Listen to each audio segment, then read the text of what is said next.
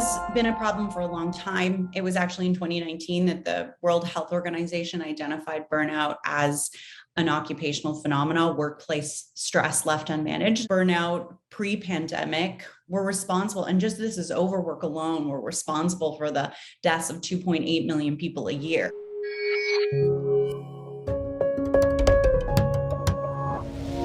There's always some silver linings from any sort of event that happens in our life that's challenge.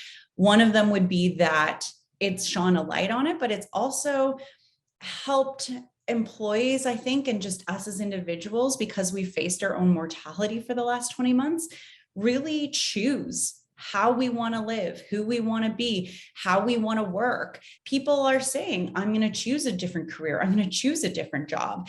And because this is now a bottom line issue, a lot of employers have to respond. And so we're seeing more conversations around mental health at work. We're seeing more, commitment to having well-being and burnout prevention a part of strategy. So there is going to be, I think, in the future of work, some benefits to swinging this pendulum really far in one direction.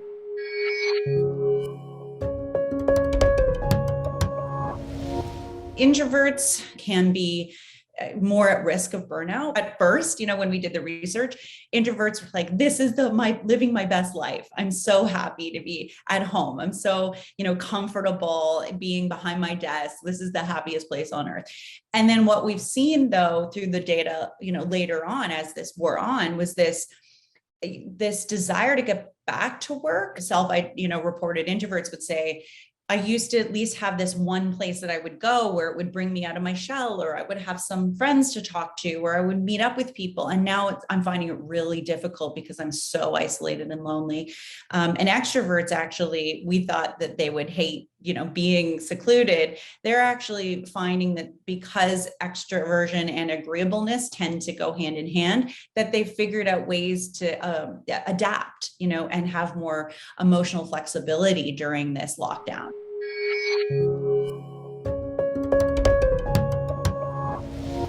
I look at burnout prevention being an ecosystem that all needs to be working together to actually become, eventually solved. Before we can eradicate burnout, we need to have, at the organizational level, we need to have the systems and policies in place that are, that are not so focused on self-care, but more focused on the root issues, the root causes of burnout, which are way further upstream than just, what we're doing right now, which is wellness technology, which is, subsidized gym memberships, yoga, breathing. All of those things are so great if we're looking to optimize. But when you look at 85% of the global workforce feeling like their well-being has declined, those things aren't actually going to work. Right now, it's just two disparate, two groups, us and them, trying to solve for burnout. And that's why it's failing.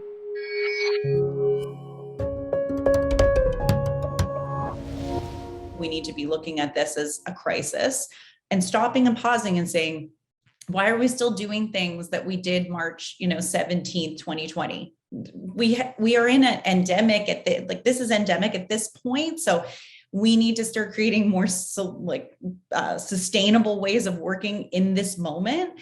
And that means, 10 hours or 12 hours of video conferencing is not sustainable. What I keep seeing here are these big declarations from companies, we gave a week off to our burnout employees.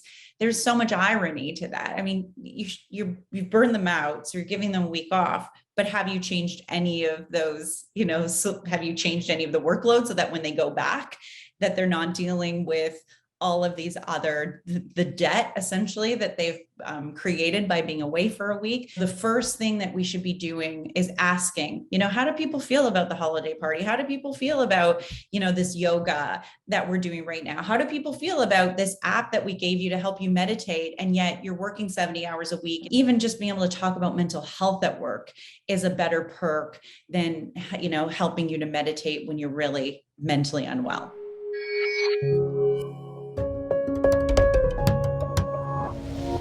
Positive gossip is one of the greatest interventions that we could be using inside of our organizations. If you really look at, research by Christakis and Fowler, they talk about this contagion effect. We have social contagions, in that can be anything from loneliness, divorce, to happiness and gratitude.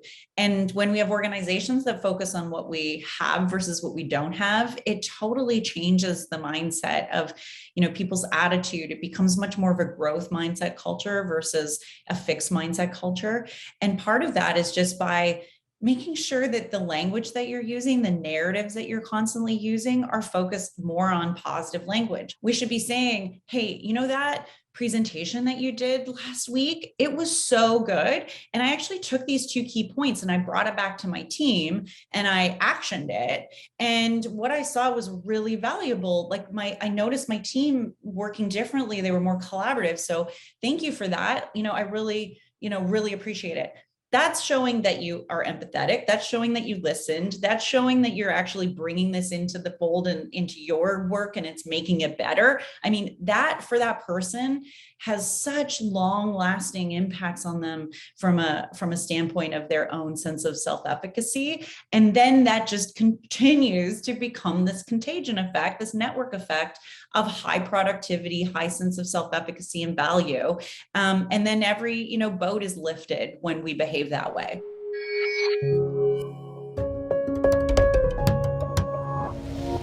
The research really was, it was sort of an evolution of the work that I've been doing, focused on workplace culture. And what I had, originally really focused on was that social emotional intelligence, was building these, cognitive traits like hope and efficacy and resilience, all of these traits that I felt were really important for us as individuals.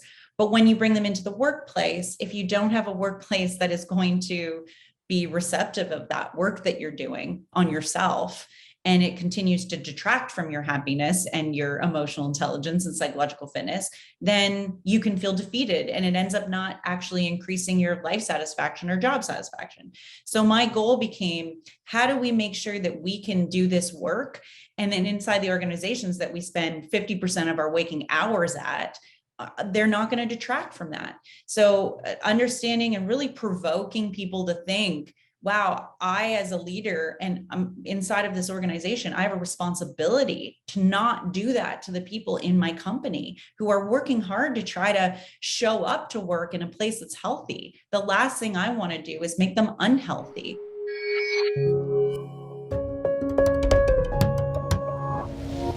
There was some really, cool things that I landed on the research.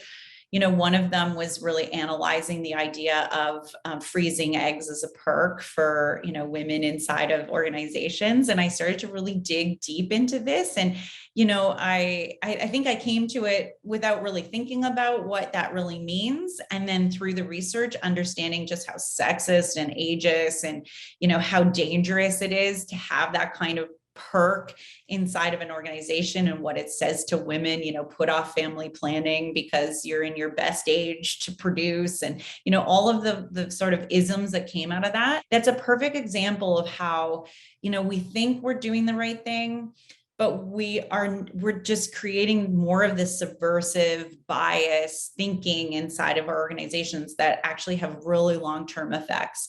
And so that was, again, like if you look at it in a macro way, it just, a lot of those pieces, that one particular one just sort of explains what is wrong right now with the way that we think about how to, increase wellness in people's lives at work.